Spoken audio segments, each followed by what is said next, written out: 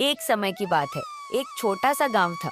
उसी गांव में एक टूटी झोपड़ी थी, जहां सावित्री नाम की औरत अपनी बेटी सुधा के साथ रहती थी। सावित्री अपने घर में ही पराठे बनाती थी और उन्हें ले जाकर बेचा करती थी। उसी से उनका घर खर्च निकलता था।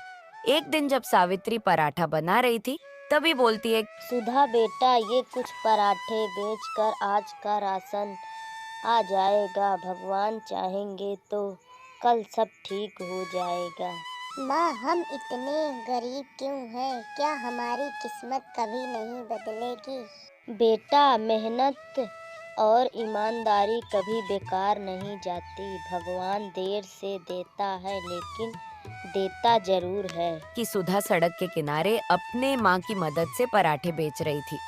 ग्राहक कभी हंसते तो कभी ताने मरते और उनके एक भी पराठे नहीं लेते। तभी एक बहुत बड़े होटल का मालिक वहां से गुजर तो उसकी नजर सुधा और उसकी माँ पर जाती है और उसके पास आकर कहता है कि अरे बेटा, आप स्कूल नहीं जाते क्या?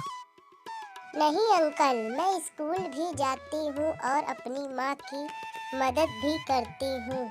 यह सुनकर वह आदमी बहुत खुश हुआ और उसने पराठा लेकर खा लिया और बोलता है कि बेटी, तुम्हारे हाथों के पराठे तो कमल के हैं।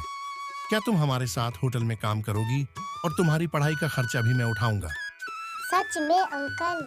माँ देखो, अब हमारी भी किस्मत बदल जाएगी। कुछ सालों बाद सुधा पढ़ लिख कर एक सफल सेफ बनती है और अपने माँ के नाम का रेस्टोरेंट खोलती है। सावित्री की आंखों में गर्व के आंसू आते हैं। इस कहानी से हमें यह सीखा है कि गरीबी कभी इंसान की पहचान नहीं होती। मेहनत, ईमानदारी और हिम्मत इंसान की असली पहचान होती है। कृपया लाइक, शेयर और सब्सक्राइब करें।